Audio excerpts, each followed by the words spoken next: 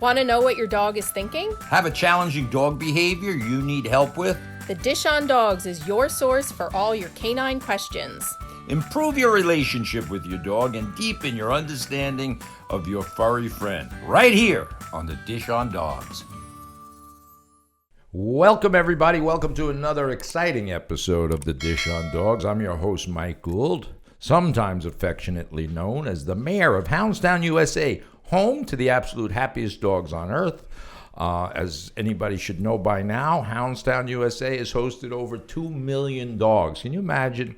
And I have a special guest with me today. We're actually going to be talking about dog behavior, but one of the reasons we've experienced this tremendous success is our marketing director, Corey Packer, who's joining us today. He's going to be talking about something that's not in his lane, that's animal behavior.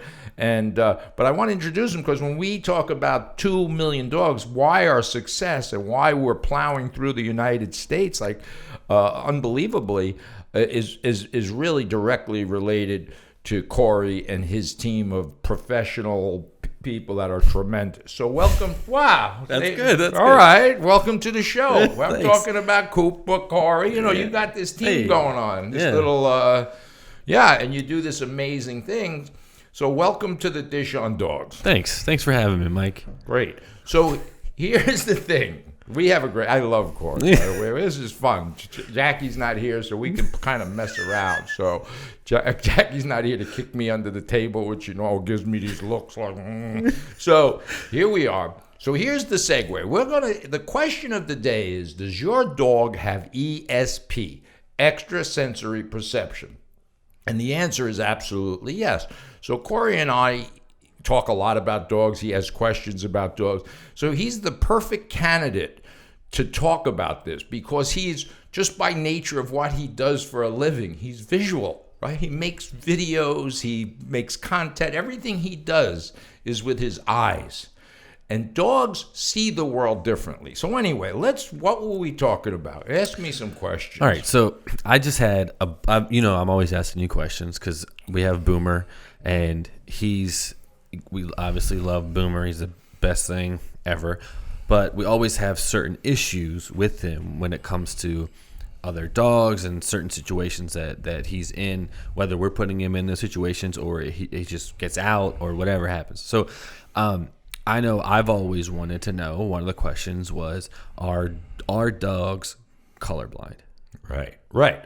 So let's think about our perceptions, right? As I said, most humans rely on our vision. That's because our noses compared to a dog is nothing. Mm-hmm. So all of our dogs, there's pros and cons. So the answer to your question is dogs are colorblind in a sense. They see two primary colors. I think it's orange and blue. And they see versions. So they don't have acute vision. So I can look at you right now. I can see the outline of your face. I can see vivid colors. I can see dark green. I can see yellow. I see the shade. You have a beard. When dogs, if you kind of squint your eyes or even put like dark welding glasses or something like that, you'll start to see how dogs kind of see things. So the answer to the question is yes, dogs are colorblind in that sense. They see two primary colors and they don't see good definition. However, the good part is when we talk about extrasensory perception, they have tremendous peripheral vision and they have a version of night vision.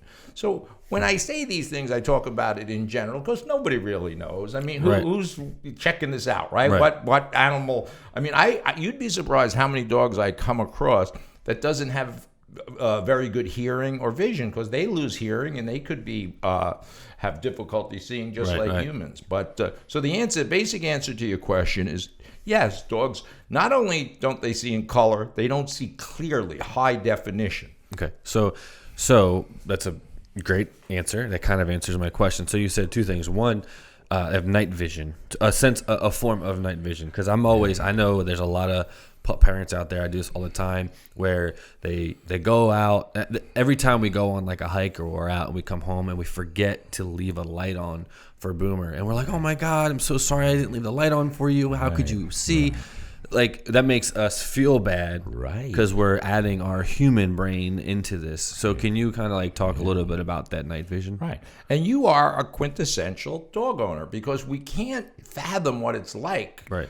for dogs. So, so they see night vision. Just nowadays, you can kind of duplicate this. If you can get a pair of night vision goggles and kind of see what dogs are seeing. They see movement, but if you look through a pair of night vision glasses, you don't see high definition. You see kind of grainy, shadowy movement, and that's said to be the way dogs see, and I believe that So my background comes in from observing dogs. I really never read a book about dogs, studied their brain. I do it by observation. And that's what I've always done all my life in law enforcement, in the military. I watch what triggers dogs and what they see and changes in their behavior. But getting down to it, so they have this phenomenal ability. They just use very little ambient light. And they're kind of nocturnal hunters in the sense. So they don't go out in the middle of the day, high noon, to go hunt for prey. They go early morning, they use dawn and dusk and the moon, and they can navigate. So to leave your light on for your dog, actually, it's like me putting these bright lights in your bedroom when you go to sleep. Really? Yeah, absolutely. So dogs, when you think about it, do they navigate through your house? They go up and down stairs. You don't see dogs falling downstairs, going into the basement. So again, that's a misunderstanding. So if we think of their senses, so we're talking about their eyesight. So they have great night vision, or a version of it. Don't hold me to it. Everybody's Googling. They're not really nocturnal. Yeah, it's not like Navy SEAL night vision. Right. But they're nocturnal in the sense they hunt at night, and we can get into the technical rods and cones and why that all is, but that's for the geniuses to figure that out. I'm just telling you straight up, you don't need to leave the light on for your dog. They're perfectly fine. You don't even have to leave a night light on. Of course, they navigate more with their nose than they do their eyes. Right. Makes sense. Okay, cool. All right, so I have more questions. Specifically, I'm being selfish about my dog. No, because Boomer. as I said, this is the same thing people do all the time. Yeah. Jackie does it. She Yeah. leaves the light on in the barn Right. for the dog. Right. Yeah. So well, I feel like you've always told me you're like, not you joke and say I'm like the worst kind of owner because I'm like babying my dog, my son. I'm doing all these things, but like it's hard for normal people that don't have the mammalian brain like you do to kind of almost dumb it down and be like, okay, it really is that simple. It's so simple, it's hard for most people to do, right? Yeah. It's hard for me. So when I say I try to dummy this down or I try to simplify it, I'm not saying that ever in a condescending way. No. I'm saying it seriously. My customers, you, are geniuses in your world. Your human brain has taken over your mammalian brain. You don't rely on your mammalian brain, meaning the dog brain. Right. We rely on that if there's an earthquake, a fire, if there's a change in our environment, our mammalian brain automatically... Fight or flight. Fight or flight. All of those things, self-preservation kicks in. Dogs don't have a neocortex. They don't have your brain. They can't analyze information. They can't adjust the temperature in the house. So so when I say I dummy this down, it is easy for me because I'm a dummy. So I see the word, but I mean it. I don't read books. I can't read books. I quit school when I was 16 years old. I had what I now know to be ADD. I can't focus. I can't concentrate because I'm distracted by every movement. Right. So anytime there's a movement or a sound or an odor, not so much an odor, but a sound or movement, I'm distracted. And that's really, when you think about ADD, when kids are getting yelled at to pay attention, and your father smacks you in the back I have of the it head. too. Yeah, I'm like, I was terrible. I'm looking out the window at the ice cream man. I'm looking at the other kids playing. So it's not about humans. Are the most difficult clients of mine in my behavioral world are very highly analytical visual learners. Right. So that's what makes it difficult. Right. So the one thing that I do that you've told me that I do with specifically my dog is, and you see it a lot when they come into Houndstown, the owners will, and I talk to them when I do the messenger. They're like, oh, my dog is, aggressive and this and blah, blah, blah, blah. And then they come in and the owner leaves and the dog is a completely different dog. So I'm always, and you tell me that I'm projecting my anxieties onto my dog. So when we're out walking, he's very hard to get him to not like pull me. When he sees another dog, he goes ape shit. Like he wants to kill the dog. his hackles. Yeah, his his hackles go up. Like he literally, it's almost like he blacks out. And like anything I do, smack him on the head, smack his butt, aside from pulling him away from the window and getting him down, nothing works. Right. So I know that's because it's my fault, mainly because I don't control. He doesn't look at me as like the pack. I don't know. I don't know. This is why I'm asking. But you do know. You got it right. And here's the funny thing. I always like for people to think of children 1 or 2 years old. So if you really kind of want to understand what dogs are like, look at a toddler. They can't speak English yet, or a language, I should say, whether it's Chinese, Russian, it doesn't matter. So they can toddle around, but they rely on the human, you, to be the leader of the pack. So with dogs, for some phenomenal reason, we don't do it with horses, which are herding animals. We don't do it with birds that flock together. Dogs, we've removed them from their natural pack. They're pack animals. They're born to a litter of 6 to 8 litter mates. And that pack, they're always striving for structure. They're always trying to be the alpha dog, so to speak, and the little runts get pushed down. So this is natural for them. So humans create all the drama because we project now more than ever in the last year with COVID and all these other things. We rely on dogs for emotional support. Dogs really are they're emotionally supportive just by nature of being a dog. Boomer, when you see Boomer, he makes you feel good. Oh my God. Right. Maybe too much. So you don't need to pay $20,000 for an emotional support dog. You have Boomer. You pet him, you feel good. Right. So in this now, if you have a fear of flying, you now take the dog and shove him under the seat of the airline for your benefit. So if you have a fear of flying, think of a dog that can't rationalize, can't understand one thing that's happening in their world, including being jammed under the seat of a plane. Right. So, yes. So the bottom line, you are in good company because everybody, if your dog is pulling you down the street, if it's barking out the window, it's because of a lack of leadership. And they have to take that role of scaring what they think is terrorists away. Whether it's another dog coming, another dog approaching them is another predator coming. And now we already talked about their eyesight isn't that good. Now you as the leader is holding him back. So you're saying to the dog, holy shit, here comes a mountain lion. He can't see, he doesn't know what's happening here. Does that make sense? No, that makes total sense. So then so we just had an incident the other day. Someone came on the outside of our house, like Terminex, whatever, to do the seasonal thing. Yeah. They left the gate open. Yeah. And there was a German Shepherd that walked out of the front yard. And Boomer's he's seen this dog a couple times, and he's kind of gone crazy. And the other dog is actually apparently aggressive too. Not that Boomer's aggressive, but he has his moments, right? So he got out, and they got into a fight. And it wasn't bad. Like literally nothing happened. But $600 later at the vet for the other dog because the toenail got clipped or whatever. Right. How it sucks because it was traumatic. To us it was like holy crap. Right. It was like very traumatic. But how do we not stop him? But how do we manage when those things arise? Right. When he sees certain dogs, because he can be around other dogs that are this big that he could easily kill like that, and he is scared of them.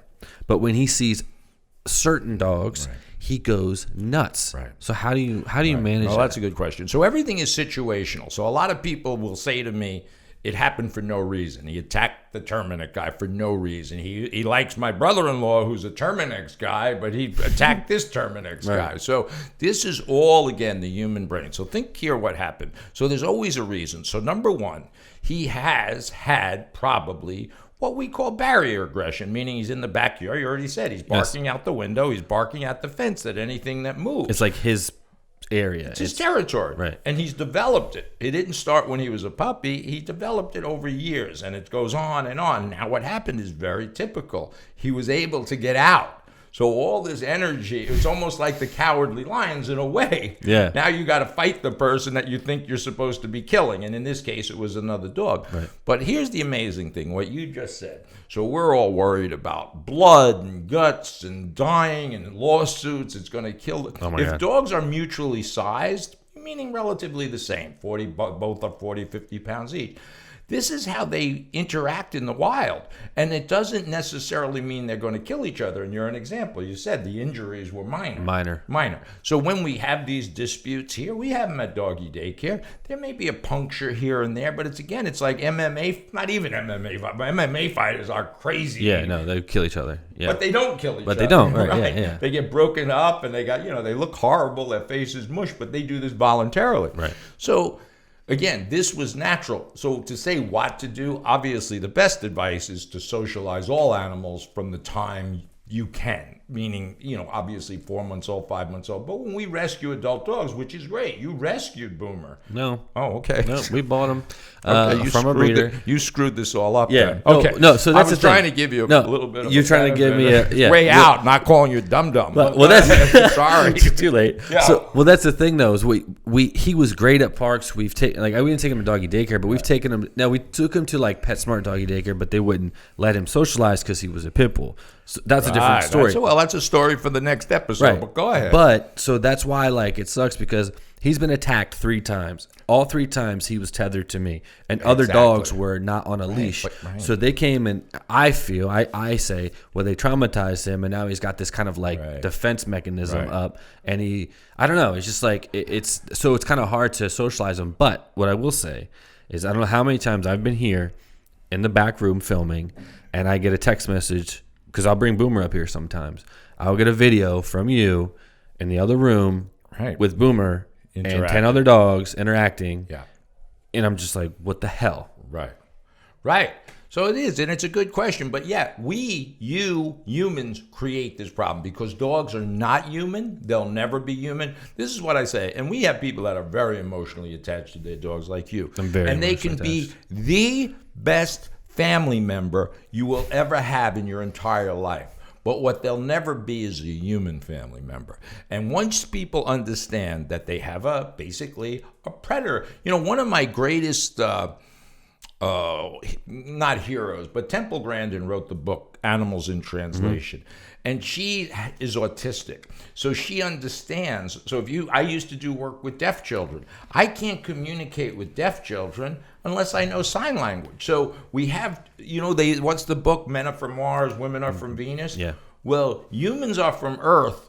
Dogs are from Saturn or something, because we just don't understand even at all what's going on in their brain unless you take your human brain off. But you're asking really great questions. I think we need another episode because all the things, you're a perfect example of our pet owners watching. They all experience the same thing. Leash aggression, separation anxiety, all the emotion that you bring to the table. So when you say he was traumatized, I'm not sure about that. Trauma lies in the executive brain. I don't think so. And it really will be interesting, I think, in our next episode. I want to talk about my police dog. So dogs are simple. He got hit by a car, but tapped by a car. But what he saw was a headlight coming into his eye. He didn't get hurt at all. He got nudged.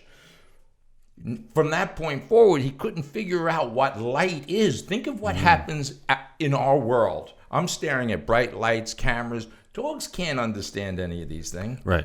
So when the vacuum cleaner starts, it's this crazy high-pitched terrorist in your living room. Right. They don't know what a garbage truck is. They're very sensitive to high-pitched sound. Right. If I told you that I could hear your next-door neighbor working on his car 3 houses away, you'd be like, wow, that's great. The dog can hear that. You can't. Really? If I could tell you, I not only do I smell pizza, I can tell you the ingredients. I can tell you what vegetables, pepperoni. Wouldn't that be amazing? That would be amazing. And dogs can do that. So why can't dogs? So what time are we? What's the time here, Cooper? We're 5 minutes. Good. Go ahead. All right. So one thing that I find myself doing a lot is when we're out and about, I'll like feel bad, like, oh, I can't wait to get home to Boomer. Like, I wonder what he's doing. We know he's probably sleeping because that's what they do. But when we're always mad. This might sound stupid, but why can't dogs talk? Like I know. Time out. I don't know if because they don't have vocal cords or what, but like I know there's people out there, and I'm talking to all of you weirdos that. You look at your dog and you just like, it's just like a toddler. You're like, just tell me what you want. Tell me what's wrong. Like, are you happy? Do you love me? Like, cause you're always like kind of joking with me a little bit, like, your dog, like, I love my dog, like, unconditionally. So, like, when I hear you be like, oh, they don't really have emotions and stuff like that. Well, they have emotions, for sure. But not complex. love. Well, it's unconditional. Whatever love is. Most people can't describe love. If True. I asked you to describe love, like I said, I loved my first 3 wives, and I'm not so sure about my 4th one.